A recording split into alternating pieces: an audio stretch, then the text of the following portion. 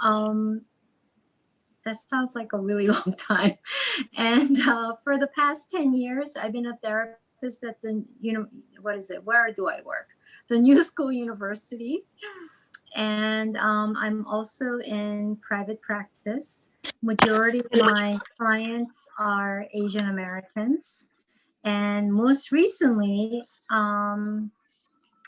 more and more Asian Americans have been coming in to discuss about race. It's like a very recent thing.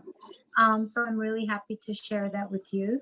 I'm also an adjunct professor at CSER, which is Center for Study of Ethnicity and Race at Columbia, where I teach about Asian Americans, race, and psychoanalysis. I'm also a founding member of the Asian Women Giving Circle. It's been around for about 12 years. It's all voluntary, and we have raised well over $1 million to fund Asian women artists who are dedicated and committed to social equity and social justice issues. A couple of years ago, my friend and writing partner, David Eng, and I published a book, and for which I am invited in this wonderful space, called Melancholia, Racial Dissociation. And it's a collection of over 20 years of our work in exploring the classroom and the clinic, the therapy space, to really track Asian Americans and going from Generation X to Generation Y. So I'm really happy to share some of my work and David's work in this space today. Thank you. Wonderful. Well, I will kick things right off with our first question, which is, as this book does center the Asian American experience, and as you said, compiles so many case studies, research studies about Asian Americans, how do you deal with the question of, should people outside of the Asian American community read this book? Or how can white people relate to this book? Or what can white people take away from this book? What do you say to people who ask you things like that? So actually, when I read that question, I think the first thought I had was, do white people read this book? I don't know if they have read it, but I think it's really relevant. I think that a lot of the responses that we receive from Asian Americans and other POCs have been that this book gave them the vocabulary to identify what they were experiencing, but didn't know exactly what that was, to be able to verbalize. And I think power of language is really important. But what I do see, especially in interracial couples between an Asian American, let's say, and a white person, is that the person who's reading the book is now getting the language and the vocabulary to express themselves. But the other partner, who is not Asian American, does not have that vocabulary. And I think that for really to delve into and unpack race, it has to be read by not just POCs and Asian Americans, but everyone, to be able to analyze what is happening in our colorblind and globalized society. I also think that it's important that other people who are not Asian American read this book, because I think often it's the POCs who are burdened with all the race talk. And I think that we can really share that dialogue. And I think it's important to have a common language for all of us to be able to begin to build the kind of language and vocabulary that can help us to go further. So yes. It is relevant. It's totally relevant. Since the book came out in January of 2019, there's also been a lot of change in the world. As you said, a lot more people seem to be coming to you to ask about race-related issues in their life. A lot more Asian Americans are becoming more politically activated. As we all know, between COVID and Black Lives Matter last year, there's been a lot of more dialogue around race in the US. Could you talk more about how the book's learnings have been relevant today, have changed in its relevance, or how it's contributed to the conversations that are happening today? Sure. I think that when we wrote the book, we divided from Generation X to be Racial Melancholia and Generation Y to Millennials. But what the pandemic did was that it actually combined the two and merged the two. So we have really, had to confront and go through so much trauma of loss in so many different ways, right? So the lockdown brought us isolation. Um, you know, Humans are really social beings, but we had to like stay inside. And it has cut us off from what's normal, our routines. We have also known people who have died from COVID. Um, we have gone into this mode of communication, the Zoom, which is only shoulder up. So we only know each other through this kind of shoulder up, dissociated, disconnected bodily experience. And I think that we've been grieving. I think we've been mourning. And we've been, as we come to 1 year anniversary of this pandemic, we're beginning to have melancholia where we have a lot of anxiety and dissociated sense of self from, wow, will we ever return to how I used to be? What is my identity? So I think that there's a lot of sadness and as well as anxiety that kind of are linked to one another, and how we hold ourselves within that link may be fragile, may be becoming stronger, or we're making a muscle of it. Some people might have a very estranged experience from that link and don't know how to put it together. Some people feel very flexible in terms of how they kind of hold these, sense of selves together. So I think that we've been going through a lot. I also have been getting a lot of Asian Americans, especially young Asian Americans, who have been questioning, where is my alliance? Who do I ally with? Where is our racial divide only by binary, or is there room for Asian Americans? Is there a racial hierarchy? So I think that has been giving a lot of questions towards identity and belonging and alliance with one another. Um, it's not that I have answers, but I think that actually is a really important question to raise, to explore where I come from. Where does my history inform where I am now?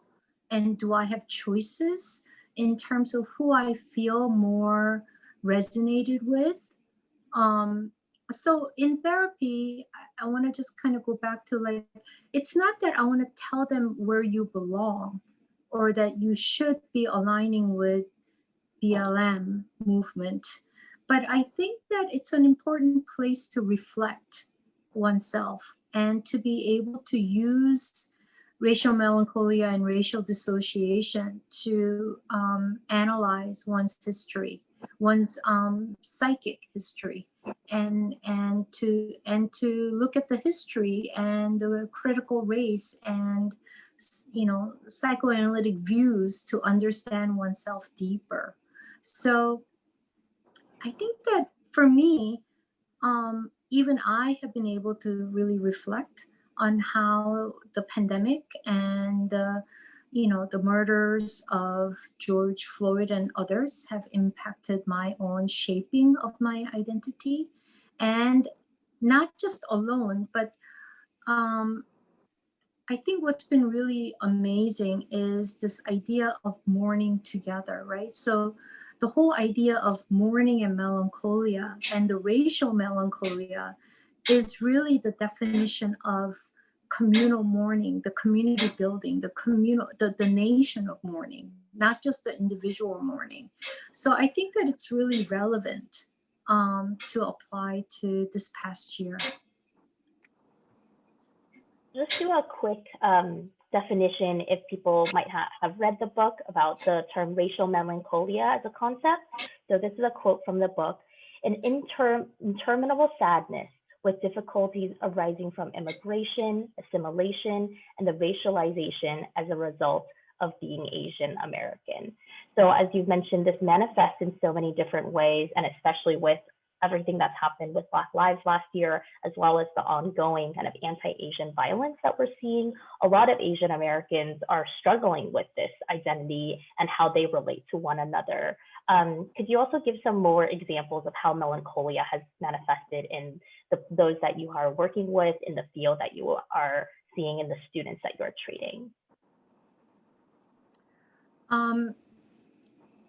Yeah, all the time. I think that it comes up in specifically model minority myth. And we use that term very often, but how does it actually operate? And how is it operated within my workplace, in my family, or within myself? So most recently, I have been working with really superb Asian Americans who work in professional fields, all different. And an example of this was that they were all coming up for promotions. And in different varied ways, they were all getting the same response, which was they're working really hard, they're bringing in excellent results, but you're too passive, or you're too aggressive, or you're not working, you're not showing the leadership that we need. And so since you're doing such a good job, why don't you continue to do this excellent job, and we will consider you for promotion next time. And what was interesting was that they actually absorbed their critique, or the rejection of this promotion as the truth. And I asked, is it the truth? Or is this the mimicry of model minority, and the stereotype is being applied to you? And it doesn't mean that they're not working hard or that they're not good at their job. They are. But this is exactly the glass ceiling that's being operated under the model minority myth. And so one of the things that we have to be aware of is, because you're not going to ever pass as white just by the way you look, you have to understand the mimicry of model minority. What does it mean to assimilate? And to what extent have I assimilated? What kinds of sacrifices have I made in order to assimilate to this mimicry? And where have I arrived to through this mimicry? And then have to really reevaluate this model minority. How do I apply it, or how do I choose or not to choose? What kind of coping skill is this? What kind of tool has it become for me? So I think that there's a lot of examples in which that racial melancholia and racial dissociation has operated in ways. So another example of racial dissociation would be how everyone is anxious and a lot of people are experiencing panic attacks, anxiety attacks. Why? Because we don't feel that I mean, working from home actually has created even worse dynamic of this, because you don't waste any time. Actually, it's not wasting time to commute into work. People watching in the subways or driving and listening to podcasts or music, these are all time that you use for the mind to prepare and to transition to work. But instead, we wake up, we get our coffee, and we start working. There's no transition period. So we're working more and more and more, and we don't chit chat anymore. There's no chit chatting or gossiping. These are very valuable things in a workday, to be able to stop by, a colleague's office and say, "What's going on? How was your weekend?" Or, "Oh, what's going on with your child?" Blah, blah, blah. 10, 15 minutes of that is a connection. We now have lost that because we only see each other during meetings. And it's a flat screen experience with one another. It's a one-dimensional experience. And so we are all becoming automatons.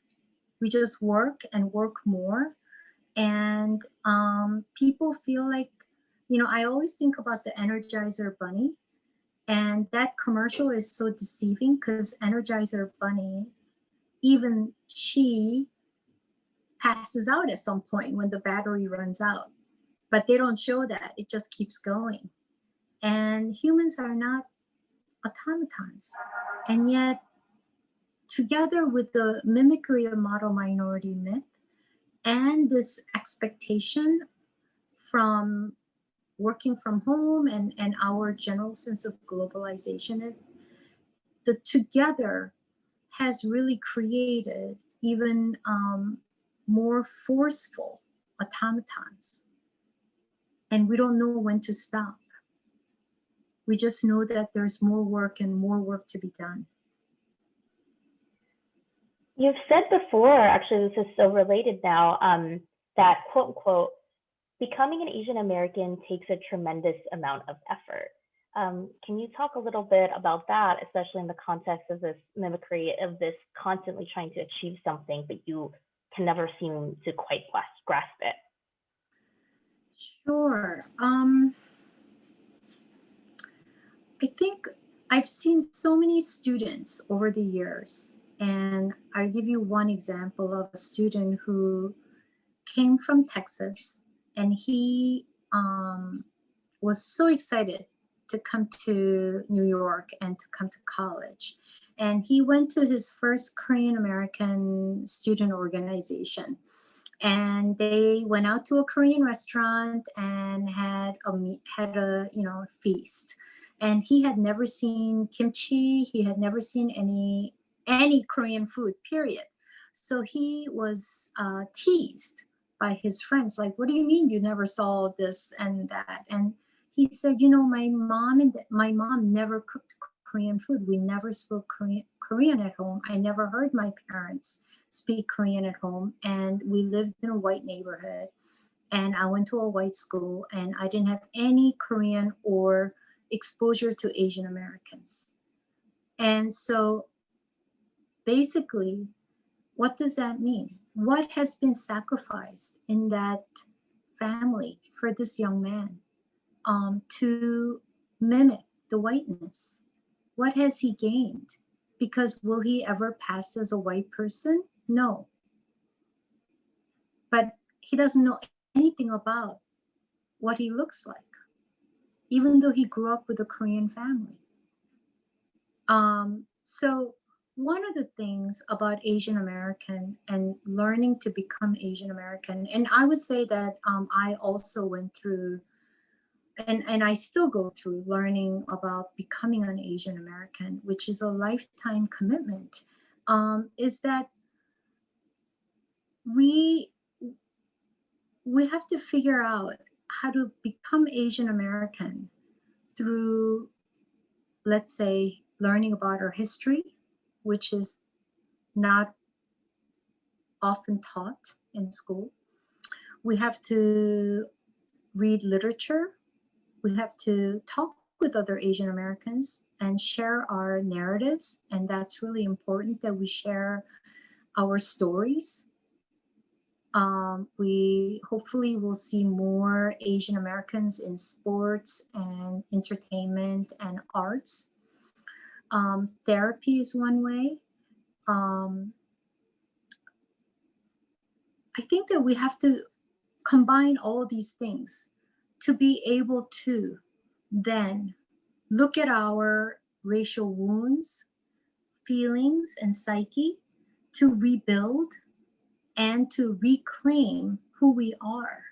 Otherwise, we end up kind of mimicking in this, what Stanley Sue's Asian American identity development model. He's called this person a marginal man. A marginal man means that the Asian American wants so much to be white that he would do anything at the cost of becoming a white person. And I think that that's really dangerous, to dissociate ourselves from who we are.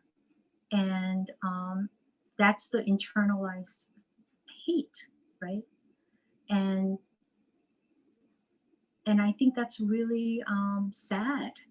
And I have seen so many Asian Americans, not so much now, I would say. I think, young people are far more aware and intellectually active, and they have more of a vocabulary to do this. But I would say that a lot of Generation X were not that way, and many of Generation Y were not.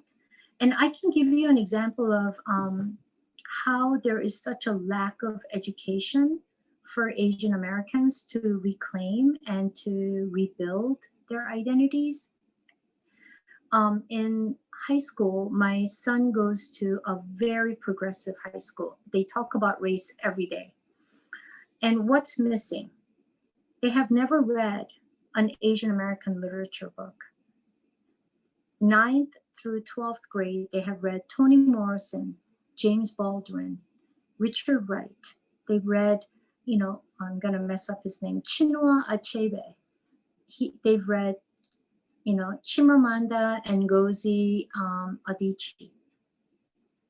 They've read a number of African Americans, and they've had number of guest speakers who address this binary between Black and white. But where are the Asian Americans? And if our society doesn't necessarily create room for us, then it's up to us to create that.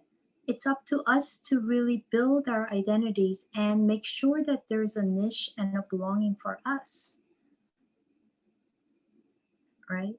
And not feel that, I shouldn't speak up because, this other group had a harder time. Well, that may be true, and you're also entitled to speak. Yeah, in the book, I mean, I think the concept of racial dissociation was more difficult for me to grasp at first. I think purely because there was a bit of a cognitive barrier because I didn't want to think I was dissociating. But again, for people who might not have read the book, I will pull a few quotes here. The second half of the book covers racial dissociation in more depth, specifically, quote, the loss of capacity for self-reflection, the inability to process emotionally charged mental conflicts, and the disconnection of the mind from the psyche as a defense to preserve a sense of selfhood and self-continuity, as well as the inability to stand in the spaces between opposing realities without losing any of them. So I think this is really pertinent to this idea of constantly having to see the world in Black and white here, constantly dealing with this binary. Can you talk a little bit more about how this has played out in the clients that you've seen, and how we can start seeing ourselves in a better, more authentic, more wholesome way? I know Guest Building Coalition starts to seeing Asian American stories, but yeah, what else can we do? Right. So, what you read is correct, and thanks for reading that. So simply, we use Philip Romberg's ideas about dissociation. So he he takes his ideas from Winnicott's true self and false self, which means that there is an authentic sense of self that we have. And Winnicott writes about we all have a public self. Like right now, we're using our public self, Jenny and I, and we're talking about these important issues. But the false self, the public self, is it comes out more authentically when the public self is in touch with the true self. So some people work so hard at mimicry of this public self that it keeps getting further and further and further away to the point where it's so exhausting and they lose their sense of true self. And what Bromberg says is that there's a lot of identities that we're holding. So I'm a mother, I'm a therapist, I'm a teacher, I'm a friend, I'm a daughter, I'm a partner, all kinds of different identities, right? And what Bromberg says is that it's healthy to know that all these identities exist as long as you have this illusion to hold them together to be able to create a cohesive sense of self.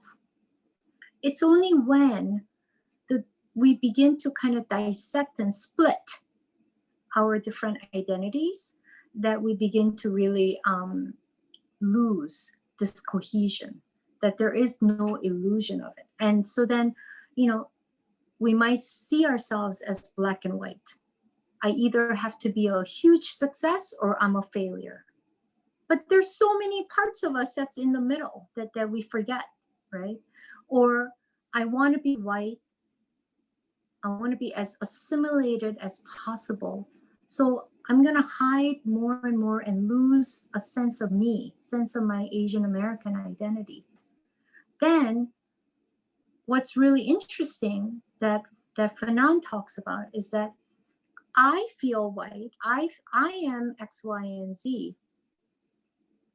But from another person, what the white person sees me as is not what I see in myself. They see they see this Chinaman.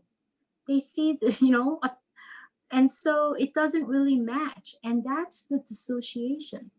But what's cohesive is I know I look Asian American. I am Asian American, and I'm really okay with that. And I'm actually happy to really have that identity. And I have all these other identities so that when people see me certain way, it's not a shock.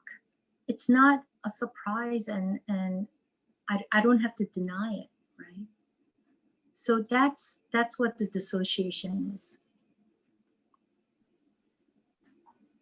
Kind of based off this idea of holding multiple identities and being able to, be comfortable in a space with all of these identities, I'll ask a kind of more personal question that's somewhat book related, since the book does talk about your client work, but you also have a lot of identities as you're holding on to.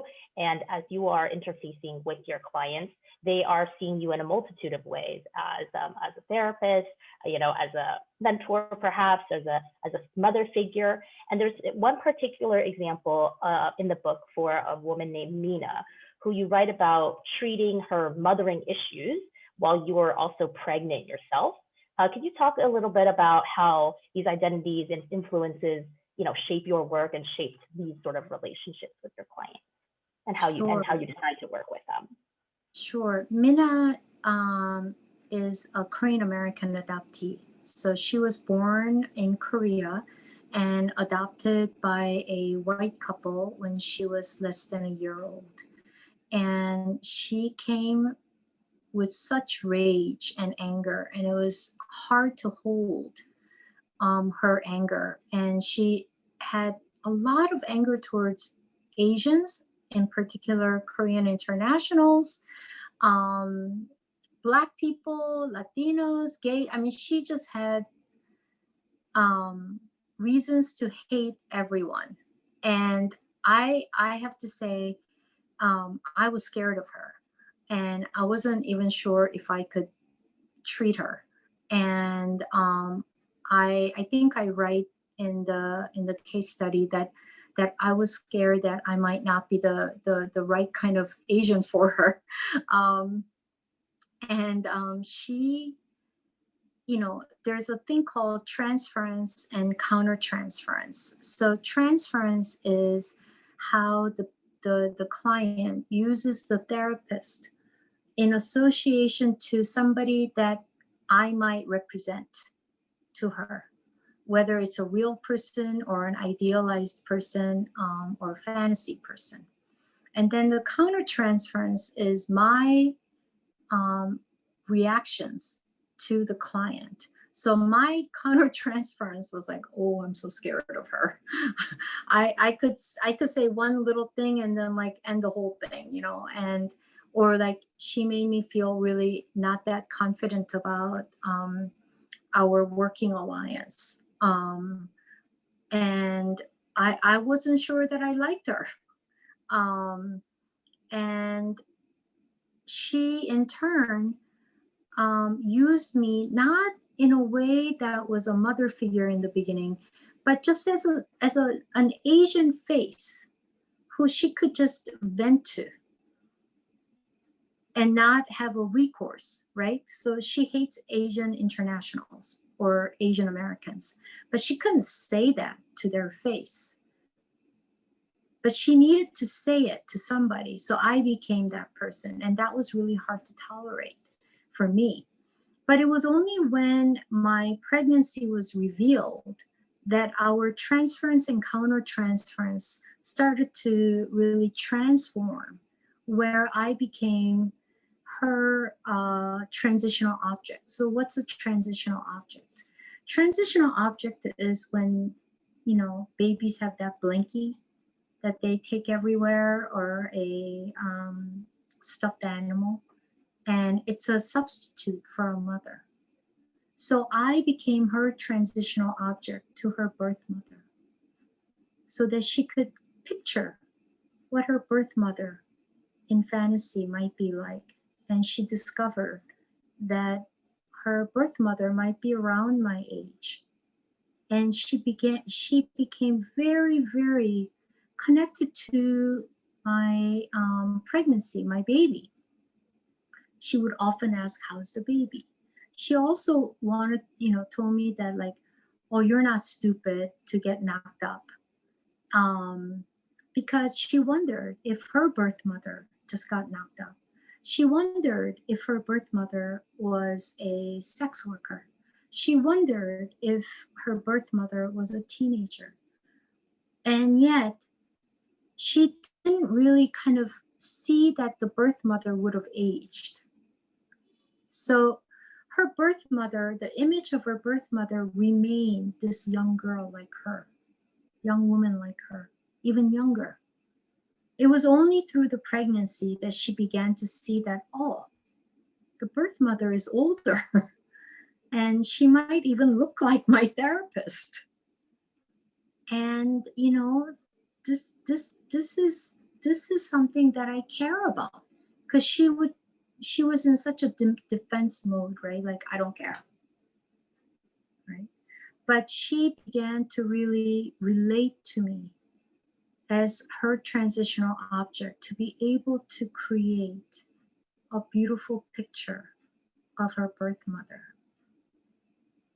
And that's when, even when we were apart, because I gave birth and she was away, when we got back together, her sense of identity as an Asian American or Korean American started to come together, and her desire to search came together, because she took me, her transitional object, with her to figure out what she wanted next. And that's a really therapeutic, I think, healing place for her, that she was able to transition to. Yeah. So as a therapist, I'm a tool, right? I'm a tool for the client. And it's not just my mind. but it's my body, my race, my culture, my gender, all of it go into this work. So it's not just, that's why like doing telotherapy, even though we tolerate it, it's very sad for me because it's two talking heads going back and forth. Not and they don't get to see my whole body going into the work. And I don't get to see my client's whole body and spirit and mind coming together to meet me. So this is where also there's a dissociation, right? I think that's so beautiful that she was able to find some peace with her sessions with you. And unfortunately, the reality is that a lot of Asian Americans don't go to therapy. And I think there is science around that we are, I think the lowest, like we're the of a racial group, we like don't go to therapy, we go to the therapy the least, or the least likely to seek therapy. One of the quotes that I think really resonated in terms of some of the challenges that Asian Americans often face when going to therapy is that their problems are not quite understood. And so there's a quote from this book that says, when Asian American students seek therapy, their mental health issues are overwhelmingly perceived as intergenerational familial conflict. That is, they're often diagnosed as being exclusively symptomatic of cultural rather than social or political conflict. This pathologized Asian culture comes to serve as an alibi for a panoply of mental health issues and symptoms. So with that, could you tell us more about how do we make therapy safer for Asian Americans? How can more Asian Americans, I think, like we want the experience that Minna was able to have with you to be able to, overcome some of the internal struggles that she has, but sometimes the space that we're walking to is not quite safe or it's not quite cut out for us. How do we find the good spaces? How do we, even find the right therapist for us? And does it always have to be a race thing? Does it always have to be an Asian American therapist? If not, like how do we, cultivate our therapists as a tool, even if they might not be Asian American? So you have a lot of really important points in your question. I think the first part of Asian Americans not seeking therapy or being told that it's more intergenerational um, is that actually the colonialization of psychoanalysis focuses on the family. So the whole question is, what's wrong with me? Okay. But what we want to really emphasize is psychoanalysis in terms of family of nations. So it involves history, psychoanalysis, law, colonialism, all of that together. So there's a form of therapeutic theory that says it's called systems therapy. And what that means is that we look at the whole system and we look at the person as part of that system. And I think that's an important concept to kind of know that it's not only about our intergenerational burdens or not only the way that we're, let's say my mother and I are fighting all the time and that's the real problem. And it's because she speaks to me in Korean and I can't speak Korean. And so there's a language barrier. There's far more to it. Why is there a language barrier? Because I mean, it's not me, but the person might feel that I was not taught Korean at home because I was supposed to assimilate. Maybe I had a speech impediment and the teacher said, no, no, no, we have to really focus on English. Your language at home does not count, right? So it's more than just the mother-daughter conflict. The second part about Asian Americans not seeking therapy, there's a lot of studies on college students actually. And there's a lot of comparative studies between Asian Americans and other racial groups. And every single study that I have read in the past 20 years show that Asian American students have higher levels of anxiety and depression than any other racial group. In addition, Asian American women between the ages of 18 to 24 have the highest suicide attempts. That doesn't mean they have completed suicides, but they have the highest suicide attempts. We're almost at 6% as a racial group. And how can we have the highest suicidal attempts? So that's really, really horrible. Continuing, Asian American women, elderly, above 65, have the highest suicidal attempts. So this is saying that we really need mental health. And I think that there's not enough Asian American therapists to go around for everyone. We just don't have enough. We are still in a bind of model minority myth where many of my college students, like right now, I have a seminar, and oh no, not this year, but last year, it was incredible. Everyone was a computer science or engineering major, I think. So no one is going into the humanities. No one was going into the field of psychology or mental health. So I think that I want to advocate that this is a really meaningful and purposeful field if you want to be part of this community. And I think that when I think we just have to talk about therapy as a matter of fact thing. So you often see like white people say, oh yeah, my therapist said blah, blah, blah, blah.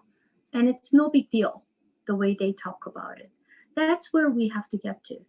Oh, my therapist and I were discussing this. What do you think? Or, I gained some insight about this in therapy.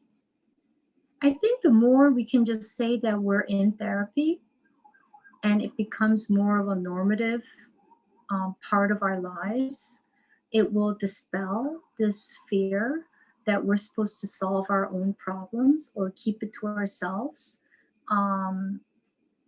And I think that even if the therapist if you do find a therapist of color or Asian American therapist who understands you and who you feel really comfortable with, that's the ideal situation.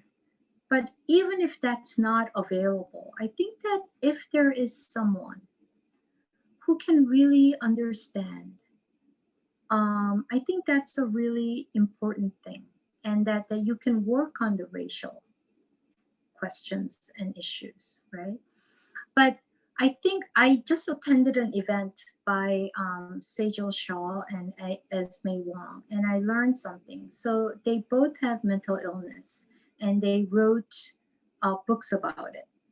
And what Sejal said and Esme said was that even in what's quote unquote safe space of a confidential space of therapy, they noticed that sometimes they've had to perform. So, for instance, in Esme's case, she said that she was in an inpatient hospital, and a therapist came by and asked, "How are you doing?"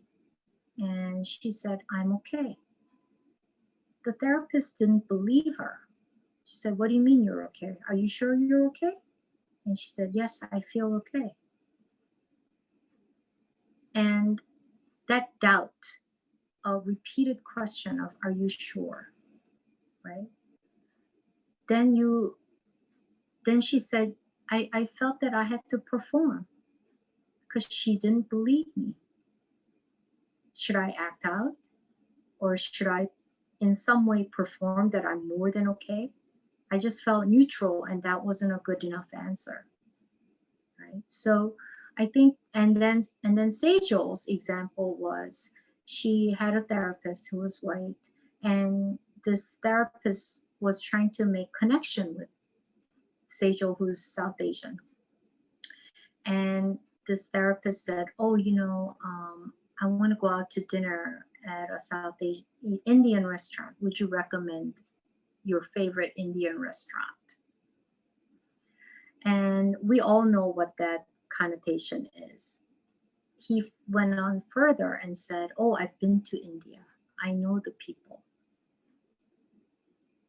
And that kind of a false performative cannot create a safe space. And I think one of the things that I really learned about becoming a therapist, and I would say that I'm continuously becoming a therapist, is that I don't know everything. I actually don't know a lot of things. And it's to be able to say, I don't know. And let me look into it, right? So if I'm working with somebody whose background that I'm not sure about, it's not up to them necessarily to explain it to me. It shouldn't be their burden. But I can easily look up stuff and start to learn as I am learning about becoming an Asian American. That's something that I can do for my clients. If I make a mistake, it's okay for a therapist to say, "I'm so sorry." I've said I'm sorry a lot of times to so many of my patients. And that because I'm human and I can make mistakes. And and and I can, and from that we can have a conversation that's really meaningful, right? So I think that for many Asian Americans who are seeking therapy and are having a hard time finding a therapist that they connect with, or they're looking for a POC therapist, and that's a difficult thing in where they live. I think it's important to engage with people who who they feel understood by, and who are not therapists who are not afraid to say, "I don't know, but I would like to learn, and let me learn some things. Let me go on my own and learn, and not put it all on the client." Well, thank you. That was a very lovely way to end our official Q&A section. I have a couple questions that were submitted anonymously, so I'll ask those to you, and then we are going to open up the floor for everyone to submit questions. You'll be able to either unmute yourself and ask Dr. Han your question yourself, or you can also feel free to pop your questions into the chat. So one question, man, I wish I asked this question at the beginning, was why did you become a psychoanalyst therapist? How was your experience becoming or taking on that career, and how it related to your family and their acceptance and your relationship with them? What a great question. So, like any Generation X person and I'm an immigrant. I came to the country when I was 13. My parents told me, "Oh, you should go into medicine or business." And I was like, "Oh, I don't think I'm good at chemistry or accounting."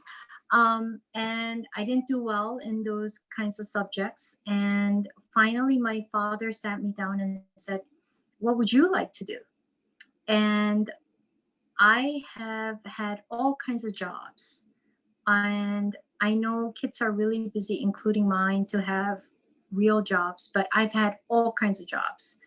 And they have meant the world to me, and I still really use them. So one of the jobs, or many of the jobs, was serving in restaurants. And I was not a very good server, but I really loved meeting people, and I really wanted them to have a good time and enjoy the food. And I realized that, wow, whatever work you do, that kind of little joy that you can give somebody is meaningful, right? This idea of serving, this idea of being service of. The second place that really hold dear to me is a place called Lane Bryant, and it's a clothing shop for larger women. And I didn't know that when you are large, that you cannot put your bra on.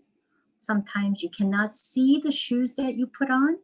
Sometimes it's hard to breathe just putting on clothes. And I really experienced this when I was pregnant, and I really empathized. But serving them, I felt, wow, these are things that I take for granted, but it's not that easy. And so these experiences really formed my sense of empathy and what it means to serve people who are different from me. And then the third really important part was that my mother is a pioneer in transracial adoption. And so this is the reason why we immigrated to Minnesota in the 70s. And she has been a champion for children. And along with that, I worked beside her. And I really had I learned a lot about what it takes to work with children and families. And so when it came time to really major in something, I felt like, wow, these experiences had been there the whole time. I didn't have to seek. And yet I was like being told, like, why don't you go into accounting or medicine, things that I had no clue on. And so I decided that, yes, I would like to try. And so I went to social work school. And again, people told me, or my parents, become a medical social worker and work at a hospital. So I was like, okay. So I had an internship there. I was really terrible again. And I couldn't wait for it to end. And for the second year internship, I didn't know what to do. So I applied to the university's counseling service. So I was 23 and my students were 18 to 60 something. And I looked like I was 12, but I fell in love with them. I fell in love. I didn't know what I was doing. I'm sure I hurt a lot of people, but I really fell in love with all these college students and graduate students. And it's unbelievable how I have been in love with them for 30 years. I have never left the university setting. So I always learn so much from my college students, and they keep me up on my toes. And that love and commitment has been my purpose. So that's a long way of saying, how did I get in there?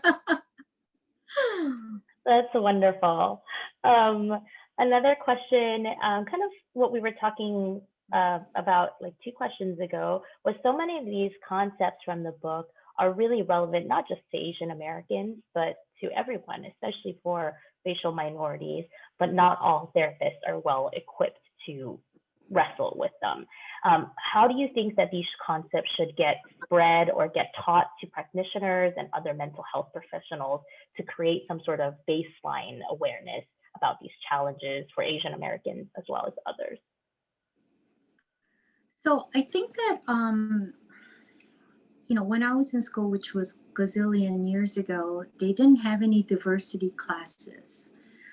Since then, they have like one diversity class. Obviously, that doesn't really help anyone. But I think the psychoanalytic institutes have been engaging more in depth with these concepts, with ideas of new paradigms that apply to Asian Americans and others. So I've been very happy to see that engagement spreading and including, but I don't want it to be tokenized. And I think one of the questions that we talked about earlier had to do with tokenization, and that, David and I wrote this book actually not because, well, he's an academic. I'm not a big writer, but we wrote this as our ethical obligation to our communities, and that we in the last 20 years grappled with these paradigms. What we would love to see is not for us alone as tokens to engage in these concepts and continue to write or come up with new paradigms. That's not our point. We have shared our experiences, and we really want Asian Americans and others to run with these paradigms and make something with them. Come up with your own paradigms. Come up with your own ideas that will grow and that will expand. And we really need it. We desperately need it. Many of the classrooms teach our chapter 1 that we wrote over 20 years ago, because there hasn't been any other writing since. And I think that's really where I find the gap, and that we, there's so many amazing young people, and we want you to really, really continue on this work and spread it, and to be like, I think what you did at the studio book club, to read such a dense book, that takes a lot of courage, and to actually do it as a shared experience. That's how we do it. And then you reached out to me. You don't know me, and you reached out to me and you said, hey, do you want to come? And I said yes.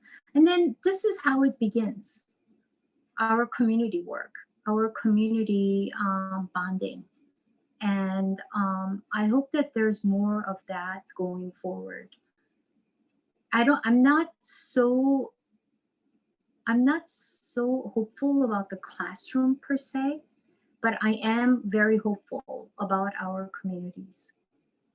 And in particular, I think so many young Asian Americans are writing superb and dynamic books now. Not to mention films, and not to mention on Sunday New York Times covers, Stephen Yun was on the cover.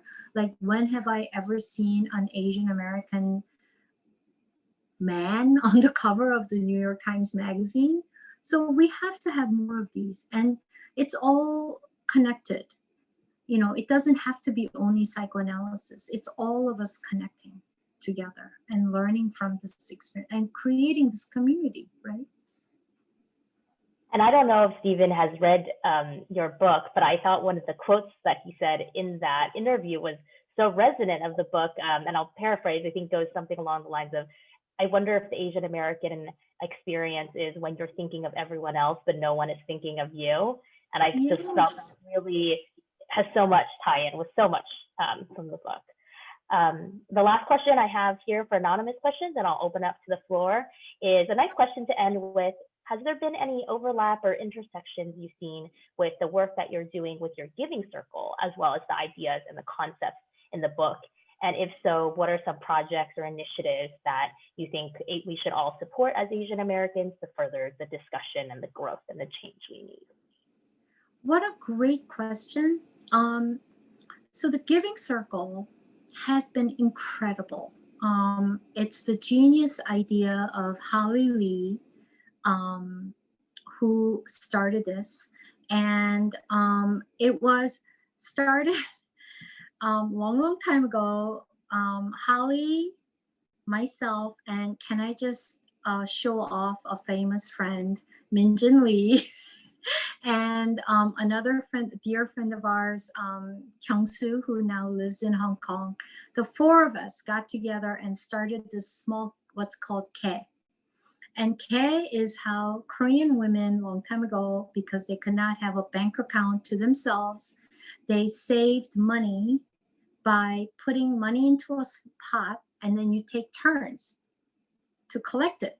So the four of us put in a little pot of money each month, and then whoever, gets the pot, we take the group out for lunch, and then we give 10% to philanthropy, and then we use it to go shopping and stuff, like buy pretty things. But then Holly had this brilliant idea and said, we all give money to different causes, but what would it be like to pool our money and really start to support our community members? We're like, ding, ding, ding, that's a great idea. So then we started with this Asian Women Giving Circle, and it's for any Asian American women of any age who don't have to have any experience in philanthropy, but are committed to social justice, and we love art.